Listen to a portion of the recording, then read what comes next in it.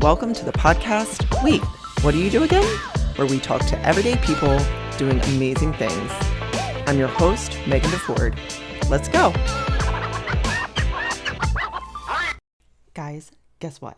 This podcast is turning 1 year old this summer. I am so excited to celebrate with you.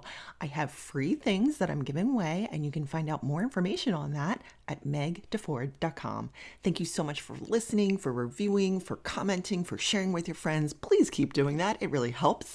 And for making this podcast possible. Okay, thanks. Today's guest coming from the wilds of Alaska is Dr. Robert Forto. He's a musher, educator with over 30 years of experience in adventure leadership, managing editor of Mushing magazine, and business coach. This was a great conversation, and I hope you enjoyed it as much as I did. Robert, thank you so much for joining today. You are an entrepreneur, you're an adventurer, and you are a dog sledder. You are sort of like an Alaskan Indiana Jones, I feel like. So thanks for joining us. Can you talk about your story and how you came to this, but also, did I read correctly, you discovered dog sledding in Georgia? Yes, sort of ancillary. Yes. Okay. So I'll jump right into it. Let's see here. I started college right out of high school. I was a military kid, so I was living in Portland, Oregon, and I thought for sure I wanted to be a veterinarian. And that quickly turned into, man, I don't want to spend my life in a vet office for the next 30 or 40 years. So I remember it was one Saturday afternoon. I literally showed up to the park with a business card, a leash, and a smile, and I started offering dog training services to, kind of the soccer mom type Yeah. client, right? Just people that were having their pet dogs that didn't know what to do with them. So that turned in from one thing to another. I jumped into doing some competition obedience with a Siberian. His name was Axel. This was in the early 90s, and this was, the height of Guns N' Roses and rock and all of that. So that was his name when you're early 20s. That's how you do things. So I started training Axel in competition obedience, and I showed up to these competitions, and I was there with a bunch of grandmas, and I just did not fit in well, if you know what I mean. I was this kind of grungy 20-year-old kid in college with a Siberian Husky that probably didn't fit the mold either. So at one of these shows, I met a fellow competitor who actually lived in Georgia. And she said, hey, I would love for you to come out and look at our puppies sometime. So I jumped in my little 280Z, drove all the way down from Oregon to the mountains of Georgia, pretty much nonstop, and showed up to her kennel. And it was something like I'd never seen before. And she says, would you like to go for a ride? And I said, sure. So she hooked up her sled dogs to this old sit-down cart, kind of like a go-kart looking thing. And we took off through the mountains, and I was hooked. I ended up taking two dogs home, Rooster and Reich. They were the foundation of my sled dog kennel back in 1994. And here we are 31 years later, sitting in Alaska with 35 sled dogs. If this is on video, you'll probably see one of our 14-year-old dogs, Bodie, pacing back and forth in the background. But yeah, it's been one heck of a ride, and I am excited to talk about it today. That's fantastic. And what was it about the kennel that you had never seen before?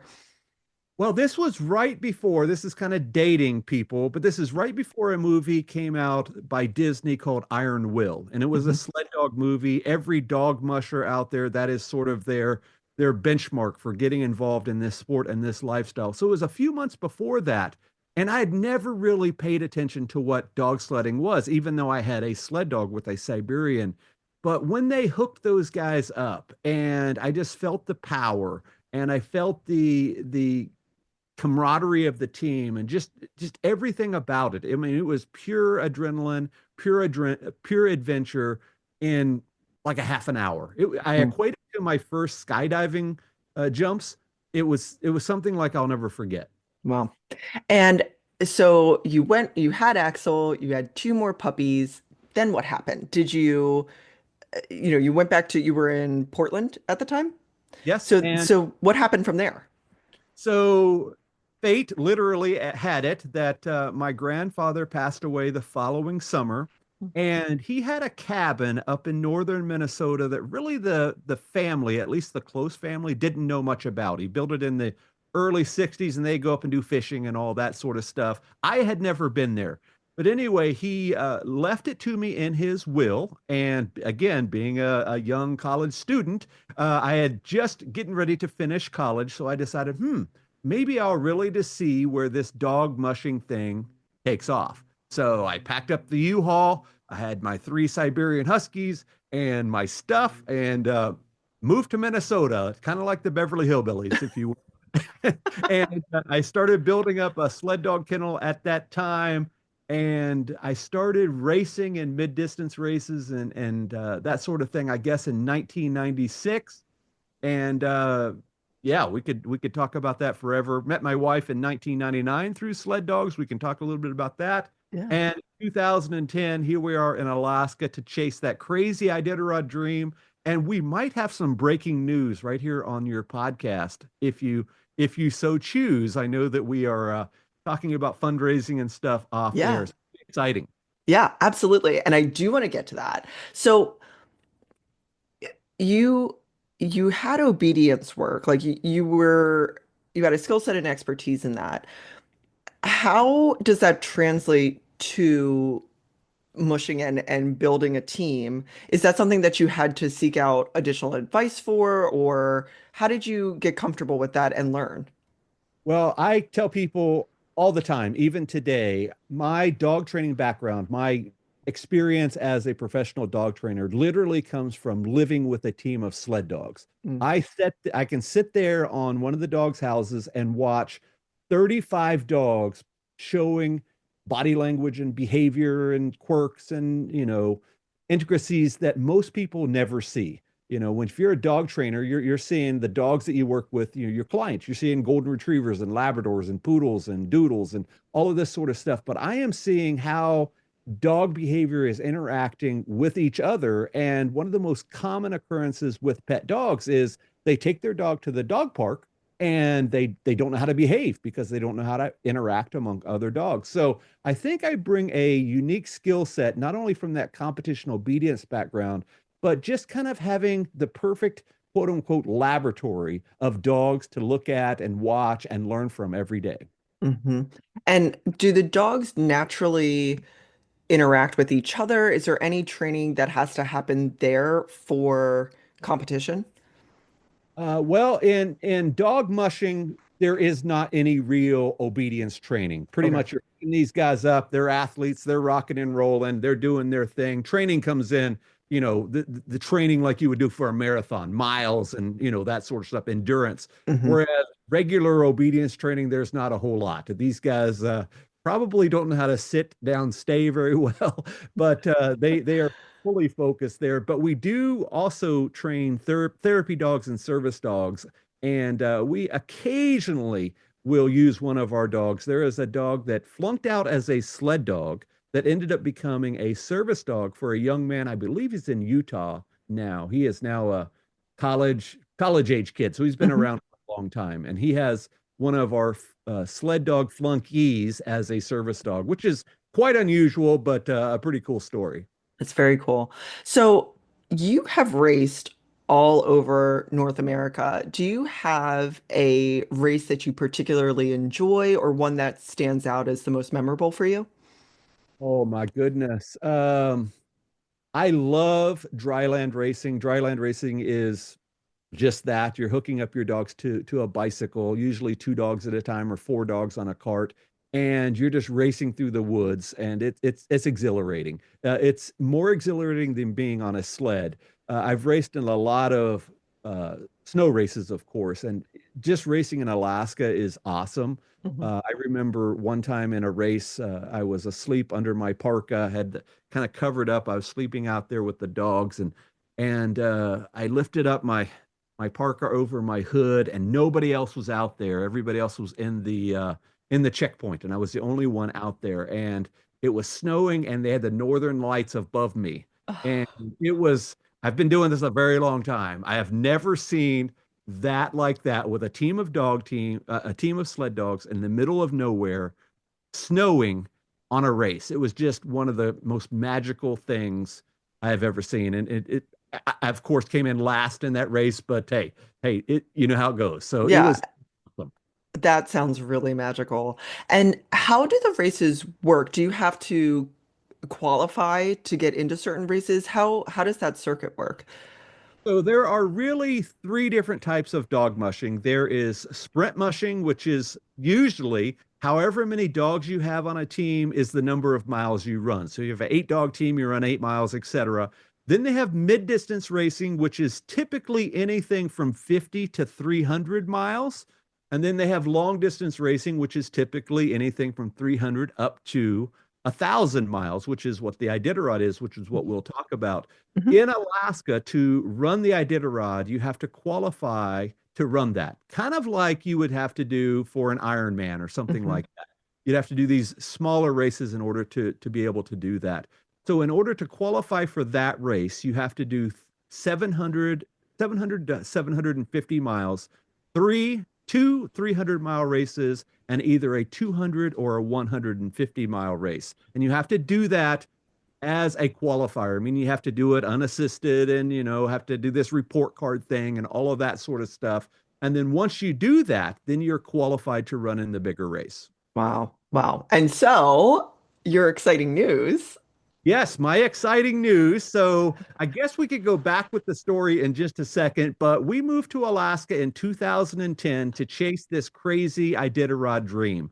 For Mhm. folks that may not know what that is, it is a 1,000-mile race that it goes on every March. It's happening right now at the time of this recording, and it goes from Anchorage, Alaska to Nome. Think about just traveling the entire state of Alaska on a dog team. Think about a distance of about Denver, Colorado to Minneapolis, Minnesota on a map down in the lower 48. So a long way. So I am intending to qualify next year for that. It's been a long time coming. And if I do qualify, I will be able to run that in June of 27, excuse me, March of 2027. And I think this is the first time it's been announced publicly right here on this podcast. That's so exciting. Thank you for sharing that with us. And this is such a dumb question, but I'm going to ask it. How do you prepare for that? Like, so we got to the qualifying part, but then now what do you do? Oh, well, not only is it a tremendous amount of time, effort, and money, and if you did not have a team of sled dogs, like if I were to say, hey, I want to lease a team from, of Iditarod veteran or something like that, it would cost about $70,000 to do that, Wow. which Wow. is a lot of money Yeah. for one event. But yeah, it is a lot of time, a lot of money, a lot of effort. Thankfully, my daughter, which is also part of the story, if you want to jump into it, Mhm. is going to be my handler. She works with us as a partner in our dog training school, business, Mhm. whatever we call it. And she and I are going to dedicate 100% of our life next winter and the following to get us there. And I think we're going to be okay to do that. That's amazing. I didn't realize you could lease Oh yeah. teams. That's really interesting. And now is the goal to use your team of dogs, or will you like, can you like sort of be like, oh, I want to get that ringer and lease them, or do you have to do it all at once? How does that work? So we have a really core set of dogs right now. And interestingly, I just finished my doctorate in November. And Michelle, my wife, she says, okay, Robert, what's next? And I thought about it for a little bit.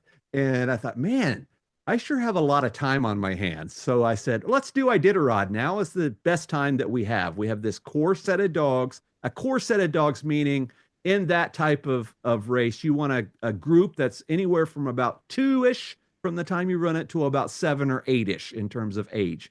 So Mhm. we have a bunch of dogs right now that fit that bill.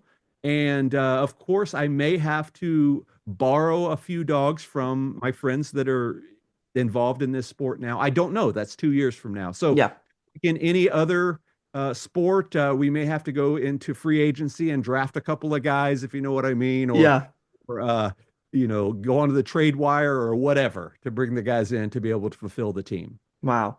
And how does it work in terms of a team? Like your daughter will be assisting you with this. And when the race actually happens, how does that work? Is the yeah, what just how does that work? So I like to equate it. It's sort of like NASCAR. You have this pit crew, your team boss. They're the ones sort of doing everything other than running the dogs. And Okay. that was her position. She will help me feed and gear up and train and do all the things that you would do, kind of like a handler in that capacity. And then once we're on the race, you're literally pulling the hook, the snow hook out at right here, literally in our backyard in Willow, Alaska, and we're off into the wilderness for the next potentially 2 weeks, Wow. unassisted in terms of support from our team. But of course, you have checkpoints and things, just like you would in like an Ironman or anything like that, where you would stop, pick up gear and supplies, and that sort of thing. And as you're working your way, you're plodding along at about I'm watching the trackers right now for the race at about 8 to 10 miles an hour, so not very fast. But you're making your way, and hopefully you make it there in Nome in a couple of weeks, and you're an Iditarod finisher, which is huge because more people have summited Everest than have ran Iditarod. And the Iditarod has been around since 1973. This is the 53rd running this year. So Wow. a lot of people have done Everest. Very few people, I think 800 or something like that, have finished Iditarod. I'm not sure exactly on that number. I'm gonna cut that out because I feel no, it's very impressive. I just don't want Everest people to be like, haha, now a new thing I need to do. Like every Hey, time I that's a see, good, no, that's a good point. There is a woman, she is my neighbor. yeah, She has this very, I don't know if you want to start over, but she has no, this very rare disease, something going on with her eyes that can end up be fatal, right? mm, And she did Everest and did it very well. And then, of course, you know how adventurers are. She says, well, I did that. I've got to do something else. And yeah, she packed up, she moved to Alaska. She did lease a team from my neighbor a few years ago. And she's done Iditarod, I don't know, 3 or 4 times now. So it is a strong feat, whether you're doing both or one, either way. yeah. Every time I see videos of Everest, I'm like disgusted. I'm like, this is so gross. Like people just waiting in line to go up the mountain, and there's It's like, terrible. I mean, it's a huge accomplishment to be able sure, to, of human endurance to be able to do that. sure, Uh, I don't know if I'll ever do anything like that, but you never know. interesting. Well, I'll have to keep watching. So what? Look, I don't know anything about sled dogs and mushing, but other than what I've seen in like movies, right? And on TV. What's something that a regular person wouldn't understand or may have a misconception about with these dogs and with this sport? Well, first off, I encourage you and your listeners to Hmm. go watch a couple of different movies. If you subscribe to Disney Plus, there's a Hmm. movie called Togo that Hmm. is about one of the most famous sled dogs out there. It's also the story of Balto is a very famous sled dog story. And that movie I mentioned back earlier, Iron Will, another Disney movie. So all of these movies have that Disneyfication, I guess, the Hmm. happy go lucky type story. But anyway, a thing that a lot of people get misunderstood is, of course, anytime that you're using dogs to do anything, there are people on one side or the other that think that this is wrong. And of Hmm. course, you have organizations that protest that, and of course, they have their right to do that. But these guys are not the golden retriever that most people have. These guys are not the Labrador. These guys are not the poodle, as I mentioned. These guys were specifically bred for this, to do this particular thing. And we talked about Togo and Balto. I have a young dog right now. Her name is Isolt. She is 3 years old. She comes from the descendants of Togo. So way back, 100 and some odd years, that's where her generation comes from. So they are building these dogs up to do this for many, many generations. And if people can think about this, any breed of dog that we have was bred to do something. For example, German Shepherds make excellent police dogs. Labradors make excellent drug detection dogs. That's what they were bred for. And fortunately, they become very good pets because they have the ability to work with us and become, pack oriented dogs. Whereas our dogs, they don't really care necessarily. We talked about training. They don't really care if I'm on the back of the sled or not. They are just going to pull until they can pull no longer. That is Yeah. their. So I like to say it is their job to do what they want to do, and they are fully enjoying and embracing every bit of it. Yeah. It's that was actually a question that I had if there were any sort of like ethical concerns. And um yeah, we're obviously not talking about abuse. Yeah, and these dogs, this is what they want to do. They love doing it. It's literally, as you said, bred into them. I had the amazing opportunity to stay at a Navajo sheep ranch, and they had Pyrenees herding dogs and just beautiful, beautiful dogs.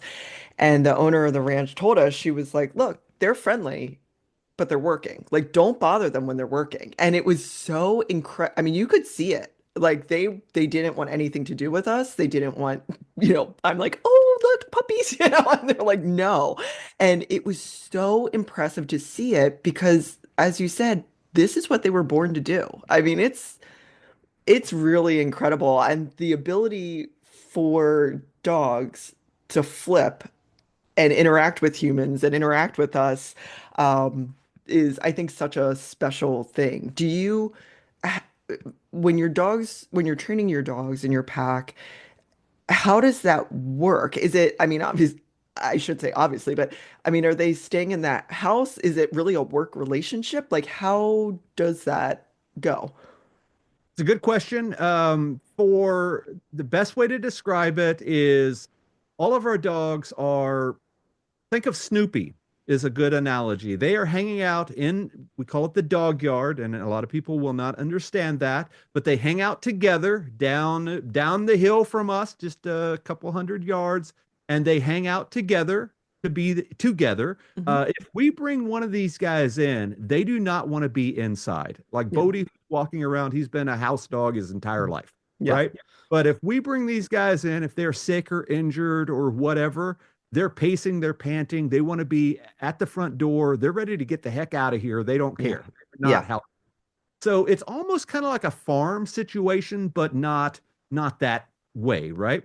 So that's where they're at. They get a lot of interaction, of course, when we're dealing with them, Hmm. whether they're doing runs or free runs in the backyard or whatever. So there's a lot of human interaction. And then, of course, when we're out there on the trail, it is that symbiotic team relationship. I am sort of the quarterback, right? And then I have my team who are my position players, the wide receivers and the offensive linemen and the skill players and the Tom Brady's of the world and all of that. They're sort of making the decision. Actually, I'm not the quarterback. I'm the coach. The Yeah. quarterback are the lead dogs. They're the ones that are, they're the ones that are running the plays. I'm just the one that is, sending in the commands, if you will. Wow. Very cool. And so you have also, and I wrote this down, you have also created a first of its kind multi-sport winter expedition course. So what inspired that? And can you tell us a little bit about that? So I went back to college in 2014 on a dare from my daughter. She was getting out of high school. We went down for a college visit, as parents do with their high school seniors. And we were walking around UAA, University of Alaska Anchorage, and she says, "Dad, I bet that I will finish college before you if you go back." So, long story short is I ended up going to school for 3 more degrees. She never finished college. She's starting again. She's starting again in the fall as a mid-20s young lady. Sure. So anyway, I was in school for outdoor leadership type stuff, right? So my project, because nobody's going to hire an intern in their mid 40s to, pick up bats or something at a baseball game. So I went to my instructor and I said, "Hey, I want to do something totally off the wall. I want to design and implement this expedition for our fellow students." So he was also an outdoor adventure type leader. So we developed this program called the Winter Multi-Sport Expedition. And it was over spring break. We had sled dogs, fat tire bikes. If you're not familiar, think of a mountain bike with about 5-inch wide tires and snow machines. And we took off through the wilderness, 9 of us, and we went about 170-ish miles. And then every day everybody would switch. So if you're on a dog team today, you may be on a fat tire bike tomorrow, and then you would be on a snow machine. And the snow machine was our support. They were pulling our gear and tents and food and all that. And then every day we would switch. So it could be, a real slugfest on the bike, or it may be this awesome experience on a dog team, or just kind of just being this support guide going down the trail with the snow machine. So we designed that, and we did that 2 years, and then COVID kind of hit, just like everything else. So at about the same time, I had finished that degree, started my master's degree at in sports management and outdoor adventure sports, and then I thought, this would be cool to offer a dog mushing course just as a intro type course. So I got a contract to teach dog mushing at UAA and Alaska Pacific University. And I still do that to this day. I think I'm the only college instructor in America that is teaching that course, which is kind of cool to hang your hat on. I really enjoy that. And that's truly, no matter all the stories we've already told, that's truly our passion, is to be able to introduce college age students to this lifestyle, this sport, this adventure type stuff that we do. I love doing that, and I would not trade that for the world. Yeah. And Dr. Forto, I should say. A doctorate is not anything to yeah, you know, ignore. It's a huge accomplishment. And what have you learned in terms of leadership from your outdoor adventure endeavors? Probably the biggest takeaway, since I am kind of focused on kind of expedition type leadership, that's sort of how we can equate, bring a team together from kind of a sled dog perspective into the corporate environment. I have always thought that my big takeaway is, if you fail to plan, you're going to plan to fail. That Mhm. old quote that people have, and I think that that is truly what I learned the most. And my degree is in strategic leadership, and that comes from, man, if you don't plan, if you don't have a strategy to do something, whatever that is, whether it's dog mushing or adventuring or expeditions or just getting your team in line to do XYZ, if you do not have a plan, that plan will definitely fail. And I think that's the key takeaway. Yeah. And were you always like this? Like as a kid, were you, making up games or doing different sports and adventures? Or is this something that you sort of cultivated later in life? I think it's pretty early on. I like to tell the story of, I was maybe 10 or 11 years old, and I had a paper route, and I remember hiring the little kids, like the 7 or 8 year olds, and I would have those guys pass out the papers, and then I would go collect the money at 12 years old, right? So I was a little entrepreneur at 7 or 12 or whatever, with a little 7 or 8 year old crew, right? So that's where I kind of started. And Mhm. then, of course, as a kid in the 80s, I had a little breakdancing school in the garage, and charged a quarter for that, and just had some cardboard and some boom boxes and that sort of thing. So I've always had this little entrepreneurial spirit. I have never really had a job that I've collected a paycheck from. I did work at 7-Eleven in college for a little while, and that was mainly for beer money. Mhm. But otherwise, it was all about figuring out a way to, you know, just do what I wanted to do, and find a way to do it correctly. That's fantastic. And you've built, rather not owned, you've, built multiple successful dog training businesses. What would you, what advice would you give dog owners in terms of properly um, training their puppies or their dogs? Like, what's something maybe that is common that you're like, oh, I wish people didn't do that, or just something that you wish people knew? Like we said earlier, I think a lot of people are kind of pigeonholing their relationship with their dogs. They think that their dog is very well behaved at home, and usually they are. Mhm. The dog will sit and watch the Monday night football game at your feet or whatever. But then once you take them out into the world, just like with kids or anything else, they tend to get in trouble. And I Mhm. think a lot of that comes from not having a good, solid relationship with your dog. And that means, hey, when we are doing something, whatever that is, we have to be able to work together to make it through this process, whether it be hanging out with other dogs or going to the farmer's market, or when grandma comes over, you're not jumping on her at Thanksgiving and that sort of thing. You have to have that relationship built with your dog. I think so many people today like the novelty of having a dog, but they don't necessarily want to do the work to put in to make that relationship successful. Yeah. Yeah. I have two cats who I love and I love dogs, but my life right now cannot support a dog. I mean it can't. And it's that time commitment like you said and that relationship building whereas love my cats, we have a strong relationship, but if I leave for like 2 days, they're fine. Like they're They're their own animal. I mean, I think if the world ended today, cats would be okay. they'd be fine. Yeah.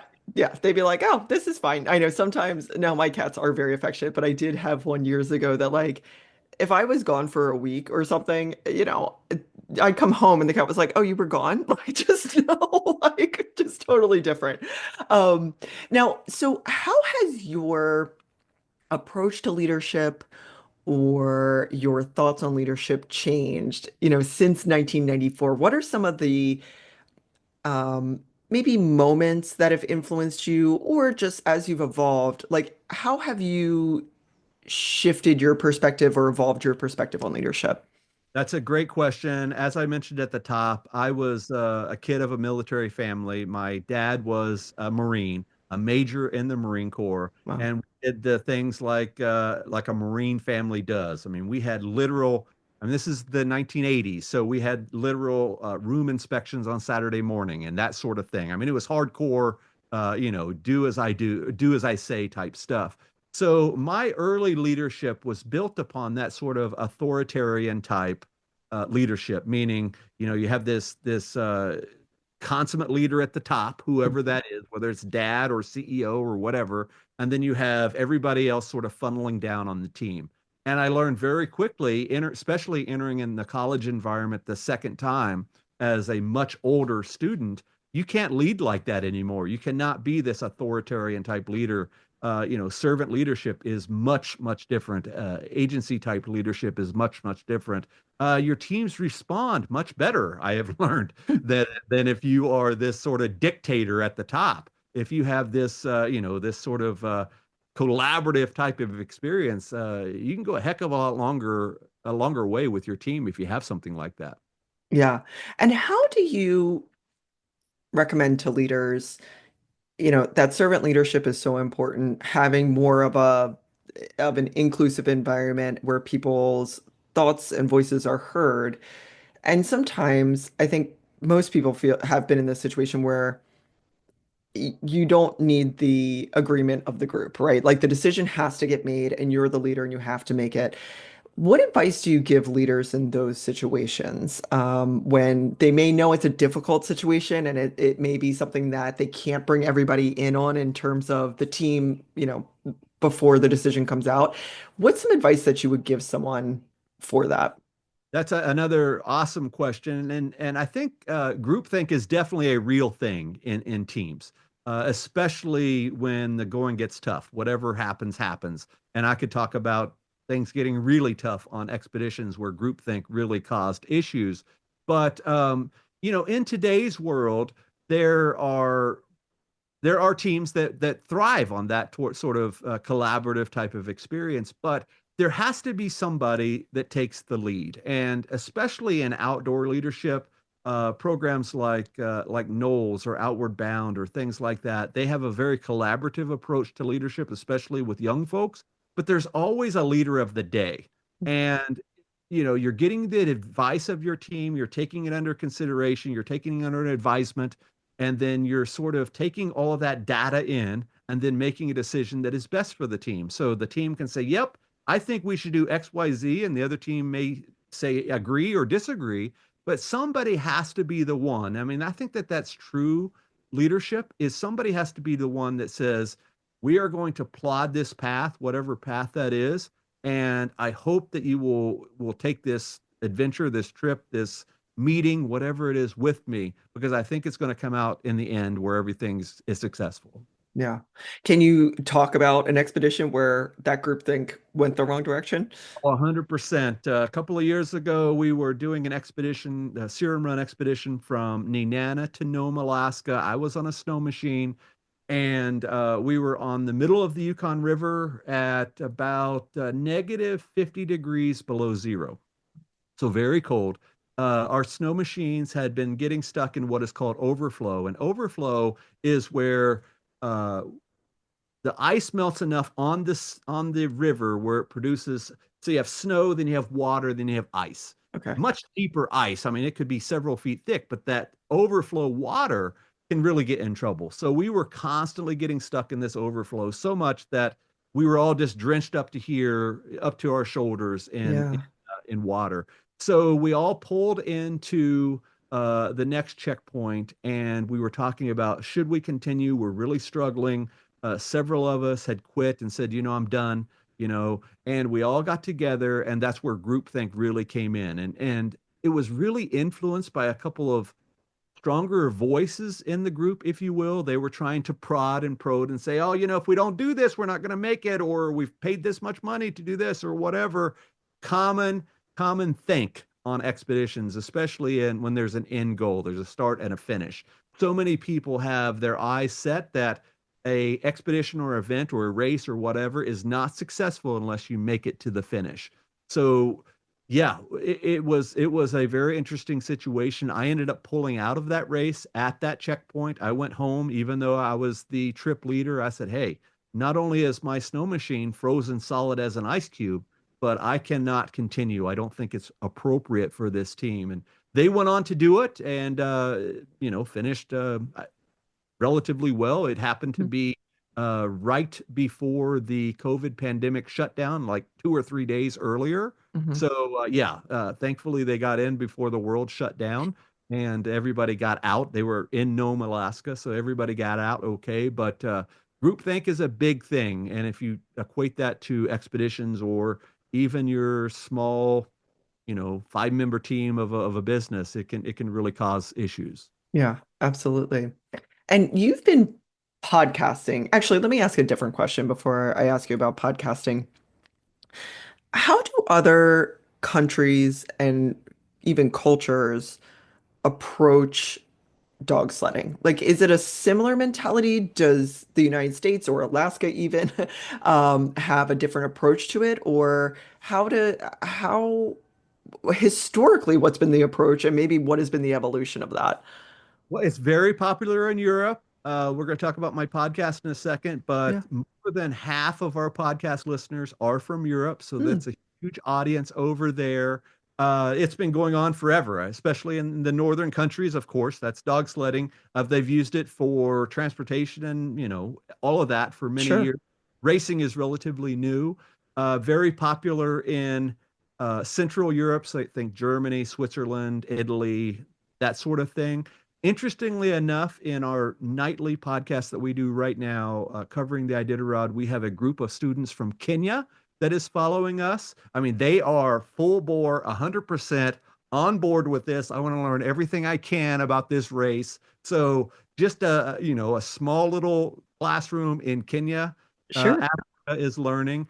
This sport is very popular in Australia and New Zealand. Almost all of that is dryland racing, but it is sort of a worldwide thing. It's very niche. Hmm. I know we talked offline about fencing. Hmm. You'll hear about fencing if you're watching the Olympics every 4 years. Right. So sort of the same thing with dog mushing. Unless you are kind of in the group, if you will, you probably don't know much about it. Right. Yeah. Yeah. And is it sort of a similar approach regardless of where you are, or do different countries have sort of a different approach to training and working with the dogs and things of that nature? The folks in Northern Europe, mainly in Sweden and Norway, it is almost an Olympic type training. I mean, they Mm. have everybody wears these fancy uniforms, and they have the sponsorships and the hoorah of the nation type thing, right? Whereas us, we're just sort of a bunch of kind of you know play it till you make it type deals, kind of bootstraps type deal. None of us have any real money, so to speak. Yeah. We're doing this as self-funded, whereas those guys in Northern Europe in particular, they got it going on. They're doing pretty good over there. Interesting, very interesting. So, as I started to say, you have been podcasting since I think it's 2009, and so a very long time. How have you seen that change? And I was going to ask about your audience and who's listening and where. And I think you actually maybe answered it, like the most surprising place of who's listening. So I have been podcasting since January of 2009, and we have never missed a week on our dog training podcast. It's called Dogworks Radio. So every week since whenever, however many weeks January of 2009 is, a lot of weeks, right? That's So we, amazing. yeah, That's amazing. that's huge. Yeah, Of course, a lot of those were, batch recordings, like if we're it's going on okay. vacation, whatever. But hey, you know how it is. Yeah. Uh, so we've done that for a very long time. We use that primarily as our marketing engine for our dog training because we're here in Alaska, but we do a lot of work outside, as they say here in Alaska, with service dogs and that sort of thing. So we've been doing that for a long time. We've been doing a dog mushing podcast for almost as long. We do a nightly podcast for the Iditarod, which we've talked a lot about. We're doing that right now at the time of recording. That's where a huge number of our audience comes from in terms of the dog mushing audience. That's Mhm. truly worldwide. But I spoke a couple of years ago at Podcast Movement. It is the largest podcast conference in the country. It's huge, right? Mhm. I spoke there, and my topic was it took me 8 years to get my first million downloads. And that's podcasting in a nutshell. A lot of people just have to just sort of plug away, plug away, plug away. And then when you finally reach that milestone, which so many of us want, that million download milestone. Once you get there, I mean, it's celebratory for a minute or two, and then you plug away. Yeah. But it's interesting that once you get there, things start happening. Of course, monetization comes in, and followers are easier to attract, and all of that sort of stuff. But it's a difficult deal because even today, I hear every day people say, well, what the heck is a podcast? Why do you do that? Why aren't you on YouTube? Or why aren't you doing lives or reels or whatever? Well, we've been talking for 47 minutes, and you're not going to get these kind of stories from a reel. You only get it on a podcast. And I think that's what's effective. I'm sure Yeah. that's why you do it. It's truly a medium where you have the full attention of people in their ears, whether they're driving or running sled dogs or mowing the lawn or cooking dinner or whatever. Typically, a podcast is immersive. And I don't think in today's crazy busy world, I mean, you can watch a YouTube video while you're reading the newspaper or doing your homework or whatever. It's tough to do that with a podcast Yeah. Did you listen to the radio as a kid? all the time. Like, I had this, I had the old clock radio next to my bed and, was listening to, I mean, I was a nerd, so I was listening to AM radio at 10 and, that sort of thing. But yeah, I've always been kind of a talk radio kind of junkie. I mean, I yeah. love that kind of stuff because those are the stories, right? I mean, I used to love Larry King back in the day. And there was a guy, what's his name? Steve Harvey, the guy that used to say, and this is the rest of the story. I think Uh, it was Dave Harvey. Yeah, but I know who you're talking about. he had this way. I mean, of course, that's how they did it in the 30s and 40s. People would sit around their radios and just kind of be entranced with these Yeah. stories. And I think it's such a cool way to do things. Yeah, I agree. And I love, and now I listen to them on podcasts, but I loved listening to NPR on the weekends. And there was, Lake Wobegon and then, game shows and things of that nature. And I agree with you that it's so much more immersive. And you also own Mushing magazine. So you're in like the multimedia space. What is your vision for the magazine as you move forward? So we bought the magazine last year in June, 2 years ago, June. So it'll be 2 years here coming up. And interestingly enough, the previous publishers, they live in Nome. They publish the oldest newspaper in Alaska called the Nome Nugget, Diana and Nils. And I had no idea that it was available. And they called me up out of the blue one day and said, hey, are you guys interested in purchasing Mushing Magazine? And I am a firm believer that a business deal happens in person. Hmm. So we flew up to Nome and sat in their little newsroom, if you will, which is literally just a little building in the middle of nowhere, Nome, Alaska. And he said to me, Robert, the reason we want to sell this to you is because I've listened to every episode of your podcast. And I thought, oh my goodness, man, that's something, right? So we made a deal. I had no idea how difficult it is to publish a magazine. Yeah. We are still learning trial by fire. I mean, it is a tough hoe to haul to do that. Number one reason is in podcasting, you can make mistakes and be okay with it. If Yeah. you make a mistake in a printed magazine, if you misspell somebody's name or get a fact wrong, boy, you hear about it Yeah. because it's in print.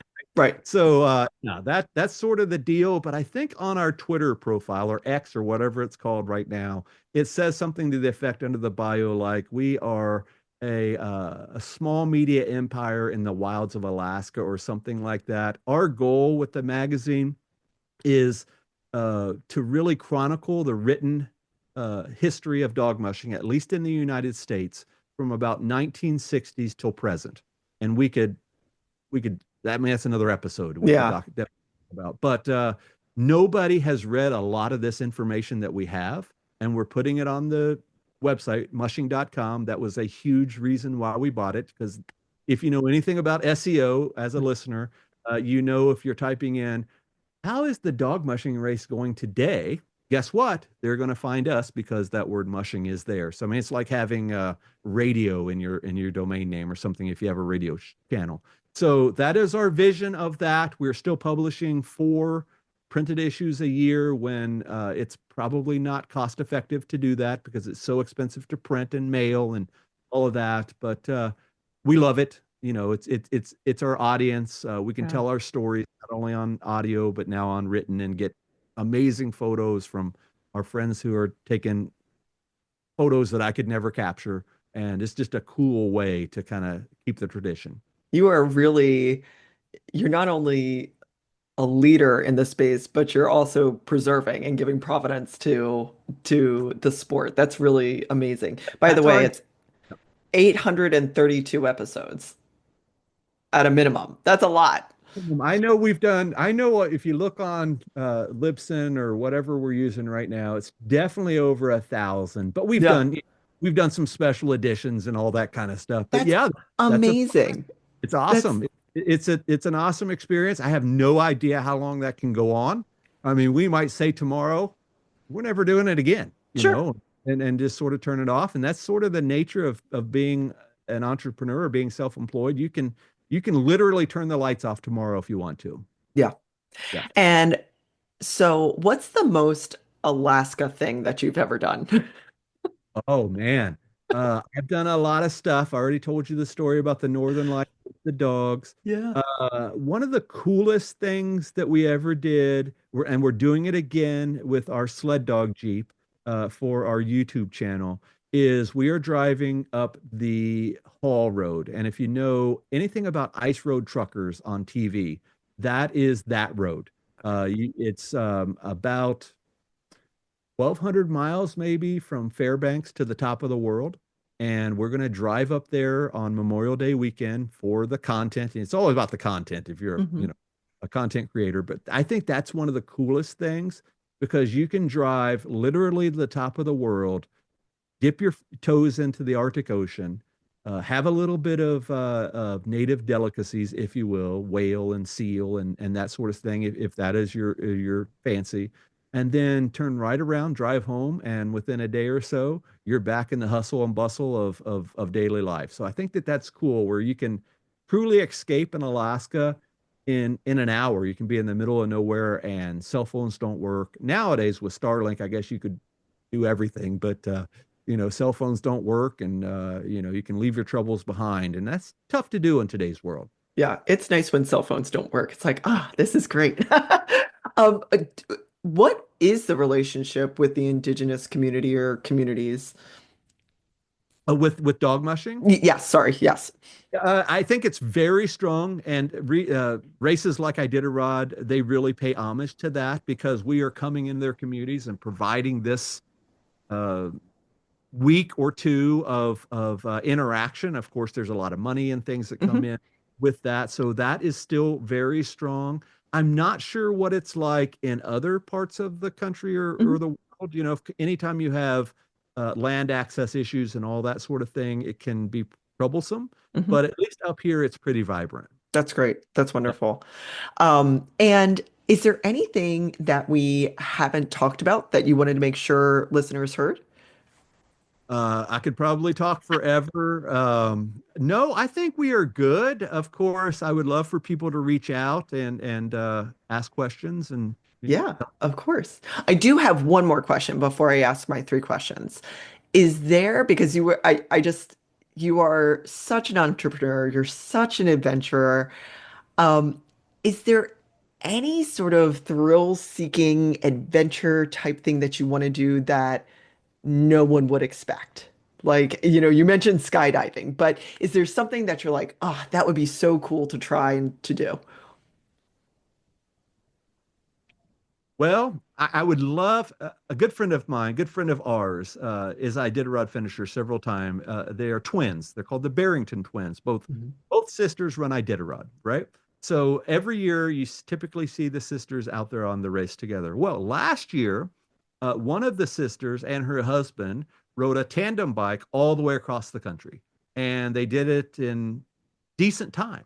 I Well, would love to do that. I don't know if I have the time to do that, but that would be a cool adventure just to sort of jump on a bike and ride from Oregon or wherever they started. They ended up finishing in Virginia, and I think that wow. there's an entirely established little deal where you can look on these special little groups and that sort of thing, and people will put you up in their houses or churches or whatever they do. I think that would be a cool adventure, but I would imagine that would take a long time to do. Yeah.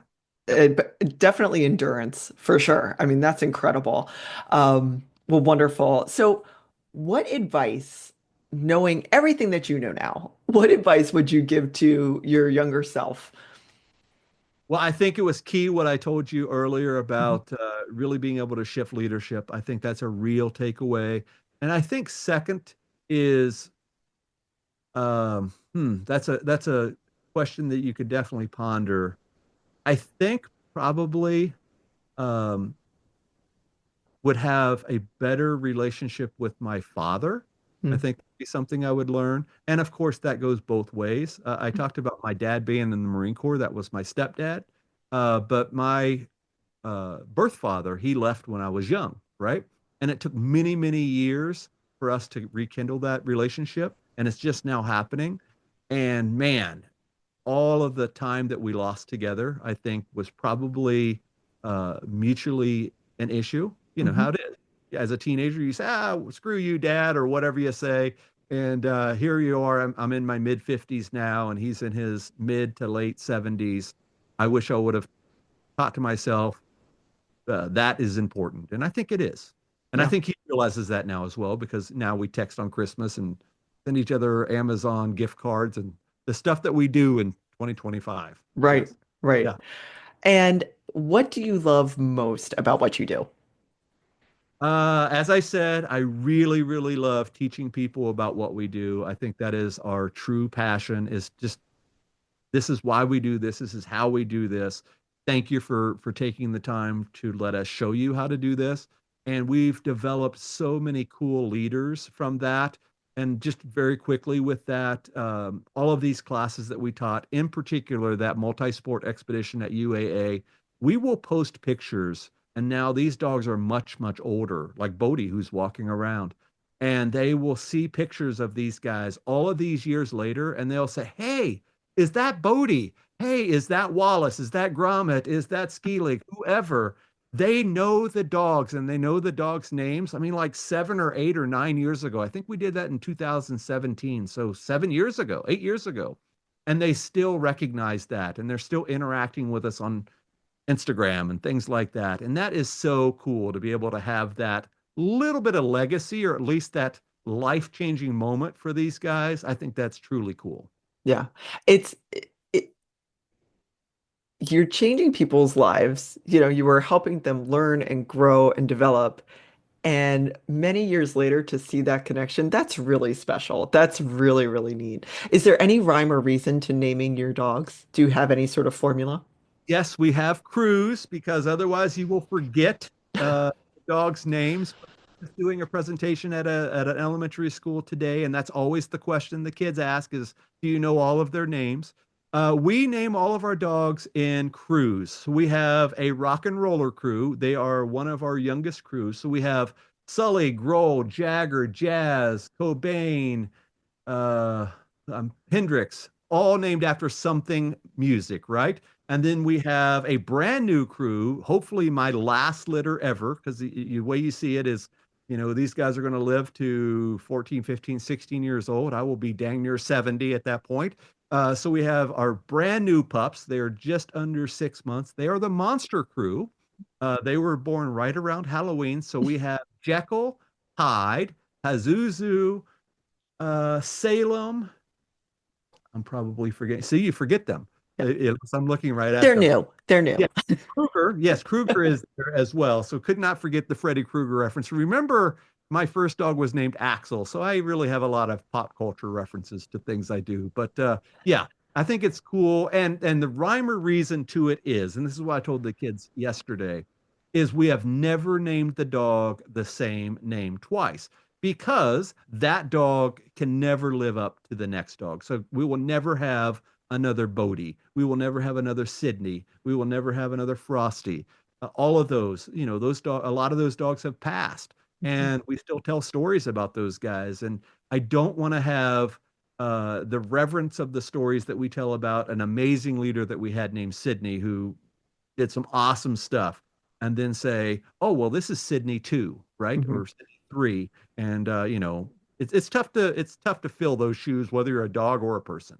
Yeah. And uh, what what's an example of amazing leadership for, as you just mentioned, in a dog, like in a lead dog? Like what would be something that you're like, wow. Well, Sydney is a great example. We were doing a race called the Tustamina 200. I signed up for that race. I was really young in Alaska at the time. I think we'd only been here a year or so. And they said, "Oh, this is going to be a relatively easy race. It's called the Caribou Hills." Well, the Caribou Hills turned out to be like 10,000 foot mountains, something like that. So I really got bit off more than I could chew. So I was exhausted, sleep deprivation, the whole 9 yards. The team was just shutting down. They were done, right? So I knew Sydney could do her job. And I remember I was really struggling. And taking that football analogy, you're putting in the third string quarterback and, doing everything to try to get the play ran. And I remember just hooking her up in single lead, which is relatively uncommon today. So, meaning the only dog out front. And I hooked her up there and I just started walking. I just got in front of the sled and started walking up this mountain above the tree line in the middle of the night. And we just kept walking and walking and walking. And before long, she just caught up to me and ran past me with the team. And somehow or another, I jumped on the sled and we went on down the other side of the mountain. And she was awesome. She stepped up into the role of leader, if you will, at a time where we needed it the most. And at that point, we were probably, there's a old saying, you're going to be dead on the mountain. I mean, I don't think that would happen, but that's what it felt like when you're in the Yeah. middle of nowhere, in the middle of the night on a race, and you got to get to checkpoint B. You've got to pull all the stops out, and that's what she did for us that day. And that's why there can be never another Sydney. Oh, thank you for sharing that. That's really an amazing story. And how can people find you? I am easily found. Just my name everywhere, Robert Forto. That is Forto. I think I'm on all the socials. Definitely have our own website under that as well. Or if you're inclined to look at us from the dog mushing perspective, very easy there. Mushing.com. Wonderful. Thank you so much for taking so much time for educating myself. And I think listeners probably learned a lot today. This has been a really unique and fun experience. Thank you. My pleasure. Thank you. Thanks for listening to Wait, What Do You Do Again? For more information about today's guest, or if you'd like to be on the show, please visit megdeford.com. See you next time.